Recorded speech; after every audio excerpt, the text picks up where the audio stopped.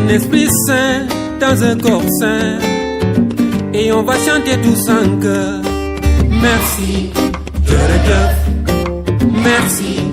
jërëjëf. Merci, jërëjëf. Amis très chers internautes, je ressens une très grande joie de vous retrouver ici sur cette chaîne C-Media TV. Comme vous le savez déjà, toutes nos émissions, en tout cas, toutes nos émissions actuellement mettront l'accent sur la rentrée des classes prévue pour le 2 juin. Actuellement, nous sommes à l'école Nalla Ndiaye. Vous voyez donc les personnes donc derrière moi. C'est juste un comité d'accueil dénommé CVA, comité d'éveil et d'alerte. Donc nous ñu tàmbale li nga xamante ni moom mooy nettoyage fii diggante bala ñu jàng la rentrée des classes ñu na leen laaj tey ji naka nanu tegee comité boobu. xaar ñu état li gën a garaaw xaar ñu état su leen neexoon tey ñu xaar état si affaire nettoyage xaar état si participation si ay masques si ay lépp donc naka loolu tey jii loolu lañ leen di yebbil tey jii ñu laajtaayoo émission bi laaj bàjjen gox yi laaj le monsieur le directeur laaj la jeunesse jeunes yi ngi en tant que ñoom tonote je reçois une très grande joie de vous retrouver sur cette chaîne C-Media TV. Vous savez bien actuellement toutes les émissions que nous sommes en train de faire donc mettront l'accent sur la rentrée des classes prévue le 2 juin. Donc le 2 juin c'est la rentrée scolaire, la reprise des cours. Actuellement nous sommes à l'école Nalla Ndiaye et puis nous allons rencontrer des jeunes donc, qui ont mis en place un comité, donc comité dénommé CVA, comité de veille et d'alerte. Donc, il y a une sama gana donc gana bu leen nuyoowee l'émission tey bi da koy leetaaye laaj directeur laaj la jeunesse laaj bàjjenu gox yi donc actuellement nii la rentrée des classes c'est dans quelques encablures de jours donc d'ici donc le 2 juin lépp lu jëm si actualité daanaka ko xam fii si seen Média TV donc.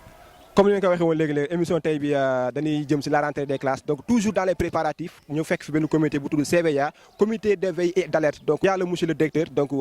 la présidence de la jeunesse aussi donc les jeunes qui prendront la parole il y a aussi donc bàjjenu gox yi ñoom ñëpp daana laaj tey ji ngeen gis ñu respecter donc la distanciation sociale donc lépp si ça fait partie de la sensibilisation donc la sensibilisation donc toujours pour lutter contre donc la pandémie donc le corona actuellement gis ngeen ñu respecter donc la distanciation sociale aussi ñu takk seen ay masques donc rien à dire là-dessus donc au sujet de la sensibilisation. Maintenant cameraman da nga may topp ñu dox ñu laaj directeur donc par rapport donc ak comité bi CVA comité d'accueil et d'alerte ñu xool explication bi lan moo tax xaar ñu état lan moo tax ñoom ñu jël initiative tàmbale seen liggéey tey ji commencer les nettoyages commencer set yi donc respecter donc la rentrée des classes di ko préparer activement actuellement nii. Chers internautes comme je vous le disais tantôt donc à travers l'introduction donc de cette émission donc vous êtes dans votre émission 30 minutes aux populations sur la chaîne préférée C-Media TV. Nous sommes actuellement avec des jeunes il fait part des représentants par rapport donc à ce comité donc comité de veille et d'alerte donc ñu ko laaj exactement lan moo leen pousse à ce que ngeen mettre en place donc ce comité d'abord gannaaw bëgg nuyu à notre chers internautes léegi bàyyi ka kàddu gi moom le représentant des jeunes donc mu xool la nga tudd ba pare d'abord.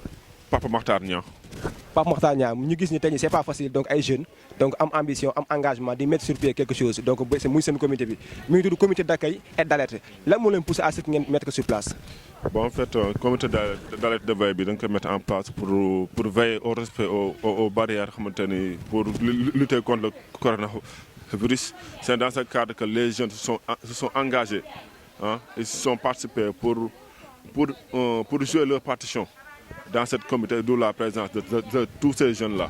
waaw. Actuellement je peux dire que vous n'êtes pas des attentistes c'est-à-dire que ngeen xaar état def yéen pourquoi pas xaarloo état ngeen jël seen engagement boobu ngeen def ko tey lan moo leen soññ ci loolu ak ban engagement ngeen si mën a wax. xam nga danaa le développement endogène le développement pour nous à part nous donc suñu rôle da nga ko réaliser bien avant l'état dans le développement doit passer à la base de la base vers le haut donc duñu xaar état daf ñu si fekk donc loolu moo tax le développement local loolu moo tax ñun ñu jóg depuis mois de mars pandémie bi bu mu jógee vers ñu commence la sensibilisation def nañu 800 ménages dans la sensibilisation def après plus de 100 ménages ñu jox leen des kits sanitaires. En plus, on a procédé à la distribution de 1250 masques dans tout le quartier de Darou. Donc, après le comité de veille est fixe. Donc, on a senti nécessaire. Il faut que nous participions à ça. Nous nous étions en avance par rapport au FNECON. Donc, l'idée de contribuer sur le don mais nous avons dès le début quoi ça faire. En tout cas, je vous tire mon chapeau donc c'est pas facile donc des jeunes donc qui se sont réunis et puis s'insurger contre quelque chose muy la pandémie donc mettre sur place cette comité. Tey jii su ma la doon laaj tey jii ban message en tant que après parce que damay laaj yeneen jeunesse yi donc après le monsieur le directeur bàjjenu gox yi mais su ma la doon laaj tey jii ban message ngay lancer donc la jeunesse donc tey jii lan nga may wax tey jii. Plus d'implication et participation. nañu soucier si développement seen koñ seen gox surtout ndax développement communauté moo ko def de communauté ku ne jeune mooy échelle bu gën a importante pour développer quartier bi donc les jeunes yi war a impliqué wu davantage soucier aussi les problématiques liées au développement de leur quartier. loolu daal la ñu conseil boobu daal la pour me jox quoi plus d'engagement plus d'implication. Donc laataa mooy jël beneen jeune ba tey yéen a ngi seen émission donc 30 minutes aux populations au sujet de la rentrée des classes. Actuellement nous sommes dans les préparatifs donc nettoyage ici à l'école Nala Ndiaye toujours avec votre émission votre chaîne préférée unique chaîne C-Media TV. Donc en attendant ma lay wax sa dernier cadeau ak looy wax ci groupe bi waa C-Media TV. waaw C-Media TV ñu leen di encourager di leen féliciter c'est pas évident ñu def ko mais vu le développement des nouvelles technologies yii day gën a baax xam ne du gën a am approche entre population bi ak yéen ñi di liggéey ci affaire média di leen encourager di leen wax ne nag dina métti mais aller de l'avant nous sommes derrière vous ñu ne ñaanal réussite ci mission bi ngeen entamé ak ci daaru yi tamit c'est un am na lu mu wane quoi xam te ne yàlla na ko yàlla motali quoi. Donc allahumma amin. Donc je vous le rappelle également ñu ngi ci dans les préparatifs au sujet de la rentrée des classes donc prévue pour le 2 juillet. Est-ce que la reprise des cours est-ce que c'est possible ou c'est impossible actuellement ça sent que c'est possible parce que ndax lan jeunes yi ñoom ñoo jug jël seen engagement bopp donc di def ay nettoyage dugg ci école yi teg sa ay comité naka loolu tey dañuy wéyal laaj ba tey gannaaw bu ñu laajee représentant bi dañuy demaat laaj benn représentant en temps ñu laaj le directeur en temps ñu laaj bàjjenu gox yi donc à tout à l'heure ñu xool beneen jeune. Grand maa ngi lay nuyu est-ce que mën nga présenter ak à notre chers internautes gannaaw bu nga nuyoo pare. waaw Mara maa ngi leen di siyaar bu baax di nuyu waa C-Media man je me présente c'est Ibrahima Sy membre du comité de veille et d'alerte bu Daaru. Est-ce que mën naa leen poser ban ambition ngeen am wala moo ne animé à ce ngeen mettre en place donc ce comité d'accueil. Donc comité de veille et d'alerte bi dañ ko mettre en place juste pour xeex la pandémie parce que ñëpp xam nañu instant bi nii coronavirus dugg na Sénégal. te tamit ñun ñu constitué wu nekk benn comité ay jeunes nekk ci ay mag nekk ci juste pour xeex aussi préserver la population de Darou et veiller à ce que aussi Darou que corona bi bañ fi dugg ci loolu la ñuy yëngatu di ci dox depuis boobu ba léegi nii mu nekk un comité de veille boo xam ne nag wax dëgg yàlla ñi nga am ay plan d'action am ay activités yoo xam ne ñu ngi koy mën depuis boobu ba léegi ba tey jii ni ñu nekkoon ci phase boo xam ne dañuy préparer les rentrées des classes du 2 incha allah quoi. kon tey jii suñu waxoon la rentrée des classes c'est prévu pour demain est-ce que kon donc cela veut dire que pare ngeen. waaw tey jii nii thème ni ñuy waxee nii bu ñu waxoon suba pare nañu quoi Darou moom pare nañu. waaw kon est-ce que yow la gars yi di xaar état chaque jour pour travailler benn affaire. non ñun xaaruñu état ci dara parce que dañu ñëwoon def ay activités ci biir quartier bi xaaruñu woon état ci dara di def ay plan d'action di préparer à l'avenir parce que xamoon nañu tôt ou tard aussi école dañu ubbi population bi aussi dañuy soxla nit ñi di leen jege une approche communautaire boobu nag ci lañ doon dox depuis boobu ba léegi ci campagne de sensibilisation bi port de masque ak lavage des mains lépp loo xam ne daal. ci wàllu sensibilisation la ñu ngi ci woon di yëngu depuis boobu ba léegi avant sax ñuy taxawal comité de veille bi. donc dégg nañu kàddu yi il se nomme donc grand Ousseynou Sy donc mu nekk le Ibrahima Sy mu nekk le représentant du comité donc d'alerte comité de veille et d'alerte donc ba tey dañuy wéyal di laaj laataa ñu koy laaj dañuy moom donc au sujet de cette chaîne C-Media TV est-ce que am nga benn mot booy lancer wala message booy lancer envers la jeunesse. waaw message bi may lancer envers la jeunesse mooy que ñu am taxawaay bu mat daal am une taxawaay boo xam ne nii taxawaay communautaire lay doon. jeunesse bi tey quoi qu'on puisse dire jeunesse bi moo war a doon bouclier entre corona bi ak population bi tey jeune lu mu mën mag bi mënu ko moo tax encore une fois dañuy lancer toute la population de Darou et de Médina parce que comité de veille bi et d'alerte bi ñaari quartiers yi la ëmb école bi ñaari quartiers yi ñoo ko bokk donc ñun ñëpp ñoo war a boole indi suñuy doole liggéey pour le développement de ce quartier là. waaw si ce maa ngi lancé toute la jeunesse que ñu veille encore une fois beaucoup de vigilance nañu dolliwaat vigilance bi dolliwaat sensibilisation parce que sensibilisation du doy nit ñi loolu leen mën na sensibiliser tamit du doy te fii nii dafa nekk point boo xam ne dafa sensible dootul mag ñi léegi xale yi la parce que xale yi ñoo ñëw ci école bi donc xale yi war nañ leen mën a préparer à la maison préparer aussi seen parents yi seen kër ga ñu xam ne exactement xale bu ñëw naka la war a mën a ñëwee loolu il faut que aussi ñu tàggat ko donc moo tax may invité population di invité jeunesse bi aussi bu ñu tàyyi bu ñu génnee fii ñun ñëpp kenn ku si nekk bu fekkee ne xam nga am na élève bu nekk sa goñ CM2 lay def wala classe d'examen lay def nga dem conscientiser ko waxtaan ak moom waxtaan ak ay parents d'élèves am ñu xam ni carrément xale bu ñëwaat école dafa am beneen attitude bu muy ñëwee bokkut ak attitude bu mu doon ñëwee démb ak bërki démb message boobu laa doon lancé à l'endroit de toute la jeunesse de Darou Inch'Allah ensemble nous vaincrons le corona Inch'Allah. En tout cas, merci pour ce message très fort donc à l'endroit de la jeunesse donc c'est les jeunes surtout au niveau de Darou donc parce que comité bi fii la nekk donc ba tey dañuy wéyal laaj bi rek parce que waxoon na ne à l'introduction daanu invité ñi nga xamante mooy le monsieur le directeur donc il va prendre la parole après donc avant monsieur le directeur téléspectateurs dégg ngeen les deux représentants donc de ce comité dañuy wéy laaj ba tey seen émission transmise au public ici sur la chaîne C-Media TV donc ñu laaj ci les bàjjenu gox ñoom naka lañ ko dundee laaj ñun ñaari góor dañuy dem ci mairie xool ba xam seen yaakaar ci la la seen yaakaar ci mbir la la donc li leen ko waxee woon léegi-léegi ba tey ñu ngi si fii nga xam ne mooy école Nana Ndiaye donc ñu teg benn comité de veille et d'alerte donc di préparer la rentrée des classes laaj nañu donc les représentants donc des jeunes de ce comité maintenant dañu ko leen laaj ba tey laaj suñu yaay booy ñoom ay bàjjenu gox noonu ñu laaj leen ba tey naka leen gisee liñ tey yaay bu ma lay ziar. waaw nax na kazalika ñu ngi lay delloo ziar di rafetlu ci seen teewaay di kontaan lool ci seen présence fii ci sunu biir école Nana Ndiaye waaw ñun bàjjenu gox yi ñun ñoo. mais yaay boo xam naa yaa ngi may njëkk da ngay ma laaj yu bëri dama lay njëkk ndànk-ndànk léegi gannaaw bëgg a nuyoo tey est-ce que mën nga wax sa tur lan la. man Koumba Ndiaye laa tudd. yaay ban kii si kii bi instant bi nii ban rôle nga joué. man Koumba Ndiaye bàjjenu gox laa fii ci Daaru ma ànd ak sama beneen bàjjenu gox naataango bu muy liggéeyandoo muy Ulay Sow ñoo fi taxaw ànd ak sunu yeneen bàjjenu gox ak sunu conseiller ñoo taxaw sunu gannaaw fas yéene nag taxaw jàppale rek boobu ba léegi bi feebar bi amee ba léegi pandémie bi amee ba tey ñu ngi samp takk suñu digg ba mu dëgër taxaw rek pour xeex jàngoro ji rawatina nag ba ñu nee ouverture des classes le 2 dañu taxaw jonn rek pour jàppale suñu doom yi ak suñu sët yi mooy suñu école bi nga xamante ne amuñu lu dul école Nalla Ndiaye muy suñu benn bijou ci biir Daaru Médina Marmiya Route Daxor bokk ko xamante ni moom rek la ñu am muy structure bi nga xamante ni ci la ñuy defee suñu lépp kon nag tey bu ñu nee nañu taxaw jàppale xale yi ñun fekk na nu ñu jot na soccant ndax ñun amuñu lu dul suñu école bi jàppale ci sensibilisation jàppale leen ci lavage des mains jàppale leen daal ci lépp li nga xamante ni les mesures de barrière lu mobiliser nag. mais yaay booy tey dama seetlu ñu tey en tant que bu ne comité d'habitude da ngay gis la jeunesse mais bii dañu gis yaay booy maire yi ñëpp ngeen jàpp si est-ce que yow mën a tey ji maire yi dugg si jaxasoo ak jeunesse bi.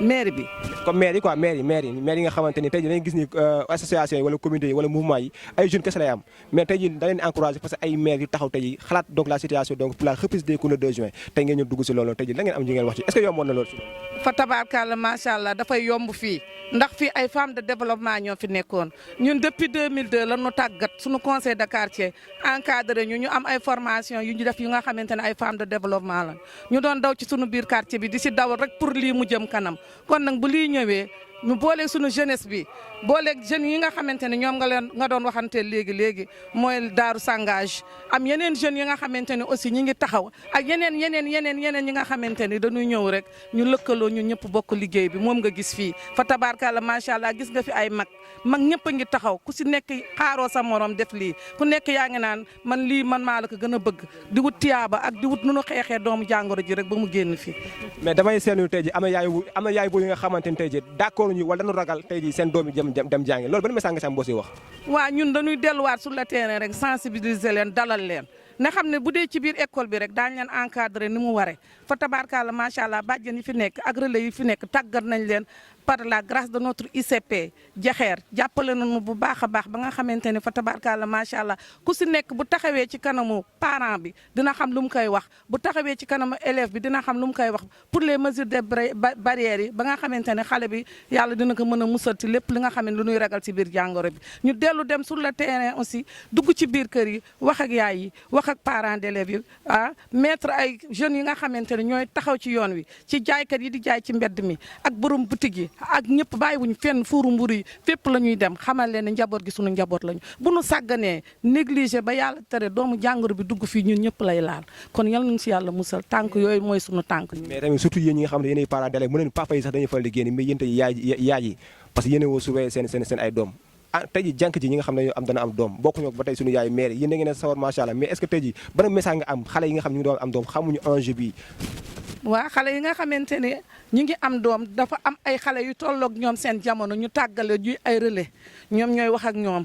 kon yéenay waxtaan ak ñoom daal. ñooy wax ak ñoom ba pare ñun ñoo nekk seen gannaaw nag di ñaax ñooñu nag ndax ñun ñoo amee xale yi nga xamante ni mooy ñi nga xam dañu teel a am doom comme ni nga ko waxee xamuñu si dara loolu yëpp dafa bokk si suñu biir liggéey ñun bàjjenu gox yi ndax foog ñu leen di yee di leen xamal ak jeunesse yi góor ñi sax dañu wax ak ñoom moytu leen lii def leen lii. mais yaay ba góor ñi amuñu temps téye ay xale de kon corona bi dina fi dugg de. dañuy wax ak ñoom pour ñu dimbali jeunesse yi amuñu temps téye xale. te ñu ko bàyyi jigéen ñi rek. waaye jigéen ñi seen bopp daañu wax ak ñoom waaye daañu wax ak xaleel góor yi ñoom it ñu moytu ndax ñoom dañu yor seen tànk fu ne la ñuy dugg. dañuy liggéey de da am na ñoo xam sax liggéeyu nañu xëy di taxawaal rek. waaye boo yaa ñuy xas nag de. xasuma leen yàlla tere ndax samay njaboot ngeen ndax yéen tey yéen doomi góor yi yéenay sunu lépp tey ji waaye fa tabaarkàlla foog ñu wax ak yéen nag foog ñu wax ak yéen ngeen gàttal tànk yi respecté mesure barrière ndax dama seetlu xaleel góor yu bare koo ci wax masque yi nangamati nangam nañ koy takk nag nañ koy takk.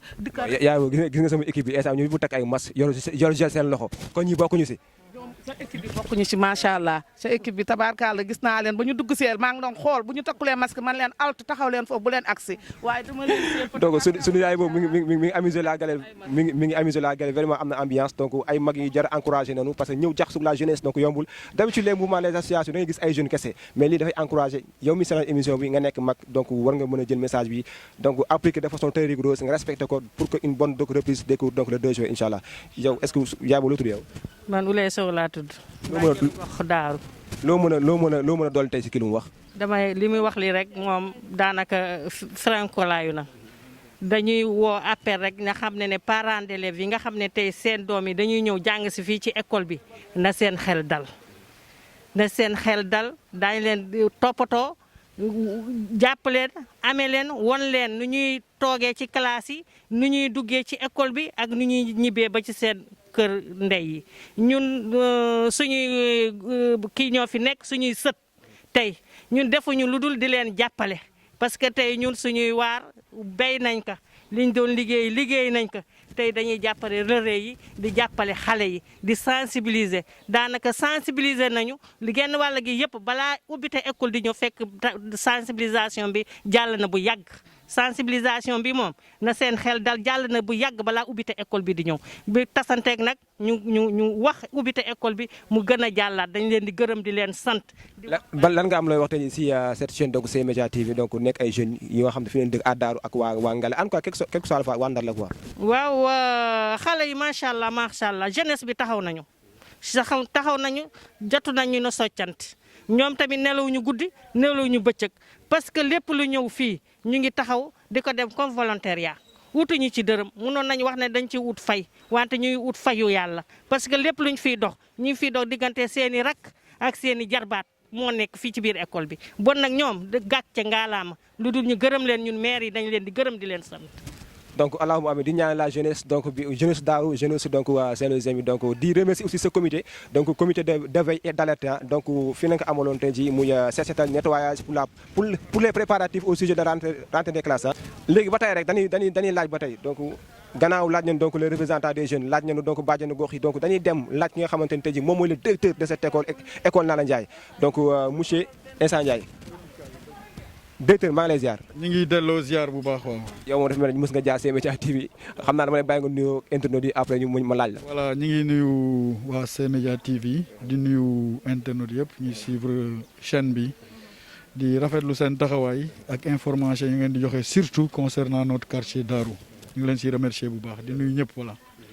donc tey dama lay laaj ba tey comme laaj nañu la jeunesse laaj nañu bàjjenu gox yi mais bala ma ñëw si yow dañuy rappeler gars yi yéen a ngi seen émission 30 000 aux populations donc c'est ça qui fait l'originalité de cette émission wax gars yi les populations ce qu'ils ont exactement sur le cœur c'est ça qu'ils vont nous dire actuellement nii ñu taxaw monsieur le directeur laaj nañu ku nekk moom laaj ñu ko dafay xaw a spécial ndax lan moom mooy le directeur ban satisfaction la def d'abord bala may dugg si comité bi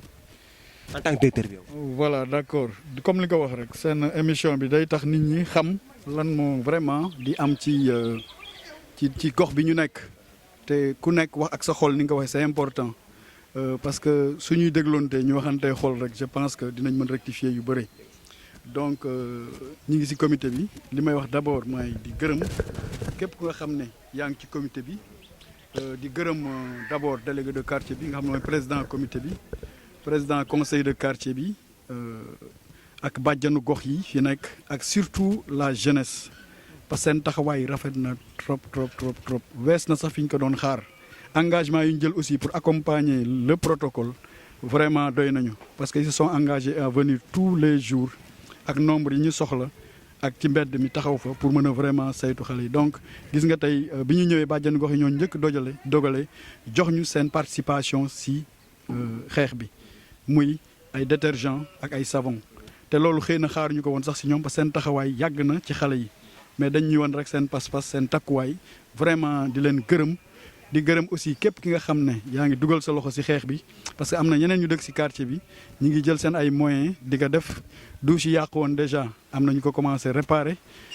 yeneen jumtuwaay yi nga xam dina manqué am na ñu ngi ciy taxaw ba macha allah communauté bi daal taxaw bi mu waroon taxaw na ko ci quartier bi. macha allah communauté bi taxawoon na ko donc en tant que si gox boobu nekk muy Daaru donc ba tey dafa am question bu ma doon waaj a posé parce que laaj naa jeunesse bi laaj naa bàyyen gox mais maa ko mettre en réserve pour mu la ko laaj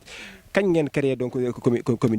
comité bi. voilà le comité là soo xoolee du ñun ñoo ko créé sax mais note ministérielle moo ko indi. Ministre de l'éducation mooy créé ay CBA au niveau des écoles mu fekkoon fi benn comité bi nga xam ne aussi maire yi commune bi créé na ko muy CEVAC yi ñu àndandoo ñun ñëpp nag def ko benn di liggéeyandoo parce que soo xoolee liggéey bi yëpp benn la mooy xeex Covid 19. donc comme CEVAC bi moo jiitu woon te amoon na expérience CEVAC bi dugg si donc ñu continuer liggéey bi donc noonu la ñu defee ba nga xam ne daal suñu CBA bi nag école pratiquement. communauté bi yëpp ñoo ci nekk muy jeunes yi muy jigéen yi muy conseil de quartier bi délégué de quartier bi ak bépp structure bi nga xam mi ngi yeewoo ci gox bi donc vraiment di rafetlu loolu mais ñi ngi jóge ci ay instruction wu ministre ak instruction wu commune bi yooyu la ñuy liggéeyee muy si CBA donc question bu ma leen laaj mooy est-ce que actuellement en tant que monsieur le directeur soo doon laaj tey jii ba xam pare nga donc pour la reprise des cours le 2 juin loo mooy tontu tey jii. waaw dam la naan pare nañu. sur le plan pédagogique mooy enseignants yi ñëw nañu classe yi macha allah communauté bi bale nañ ko defar nañ ko de telle sorte que xale yi bu ñu toogee distanciation bi ñuy wax physique bi dina ci am. pare nañ ko ci communauté bi seen taxawaay parce que ñoom pare nañu jatu comme ay sotti comme ni ñu koy waxee pour que xale yi mën a jàng ci sécurité bu wóor par rapport ak pandémie bi xëy na li ñuy xaar rek ba léegi nii mooy matériel bi war jógee ci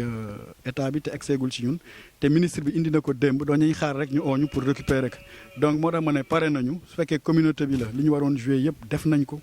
li ñu leen di xaar ci kanam aussi xam nañ ko te ñi ngi si te ay engagement yu wóor la ñu jël par rapport ak loolu donc li ñu wax rek mooy parents yi seen xel na dal bu fekkee jot nañu li ñu war a jot communauté bi de taxaw na pour accompagner le protocole ba mu jeex mais ñu ngi ñaan yàlla aussi lépp lu ñu si digal rek ñu jot ko ndax liggéey bi mën a yomb pour communauté bi parce que ñoom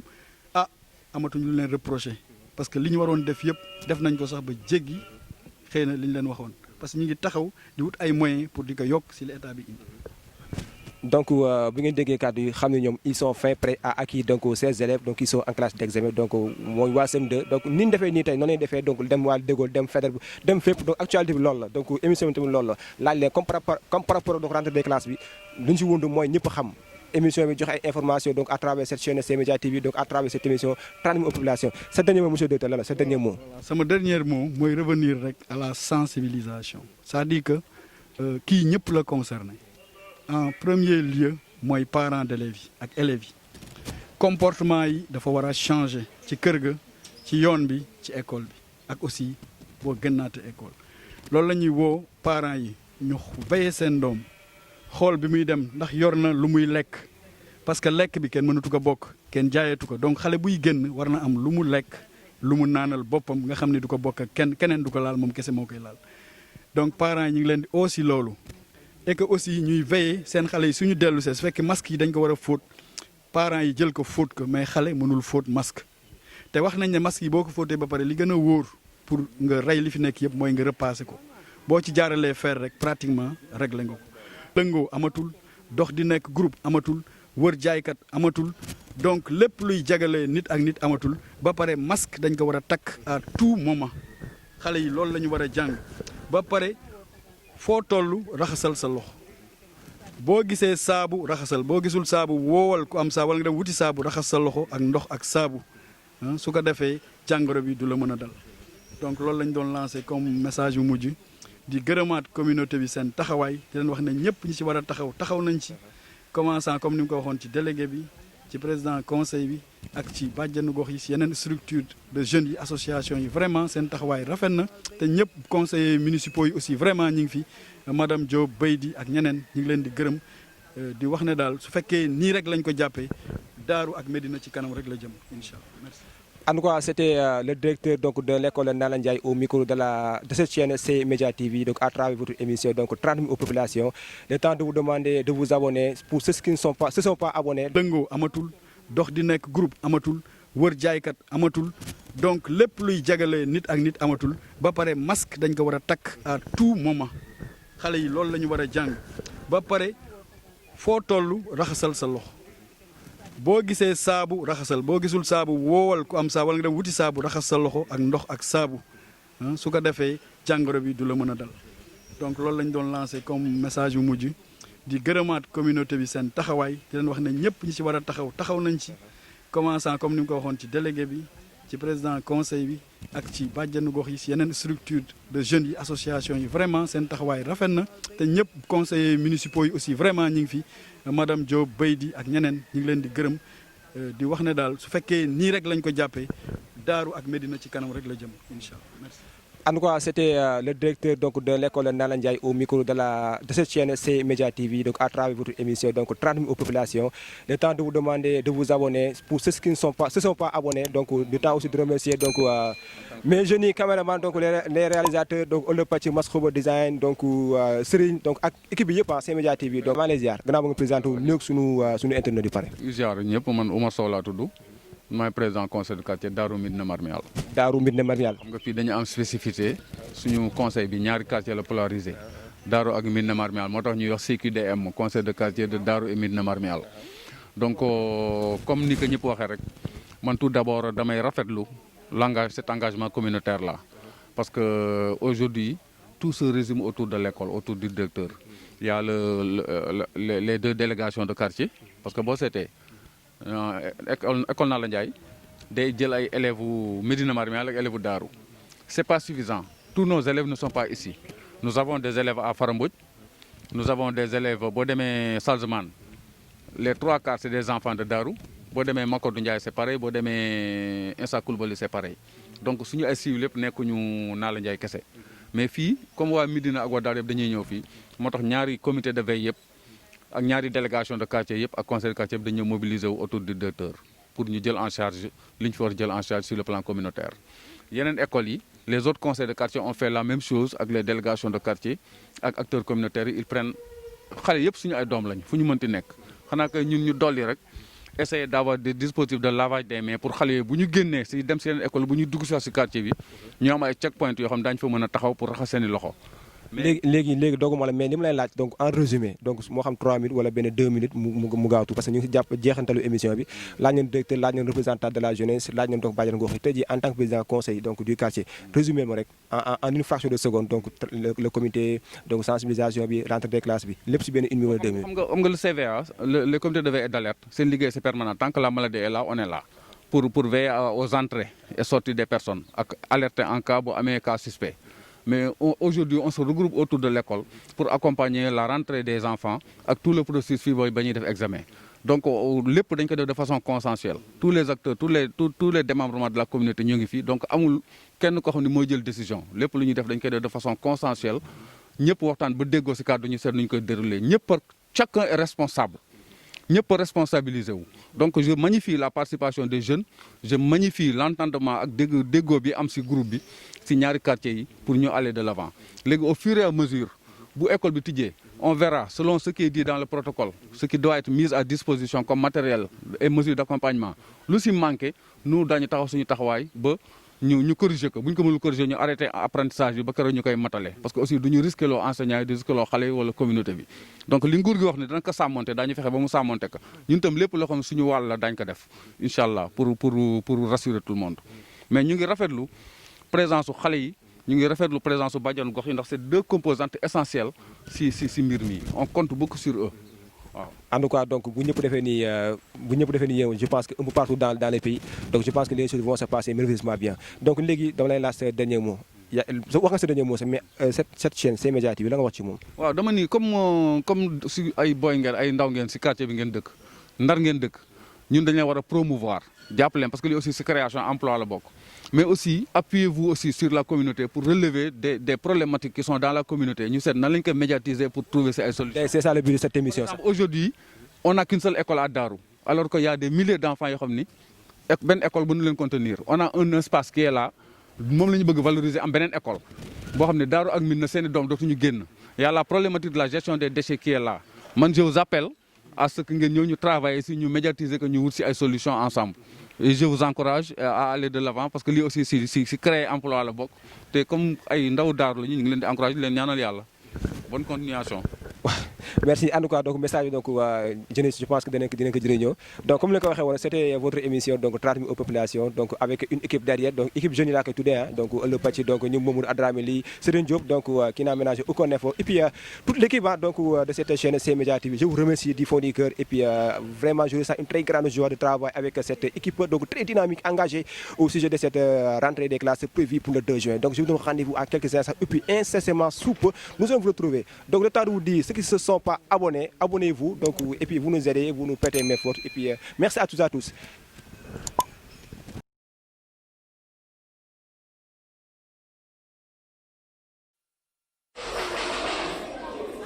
Ça suffit. Merci.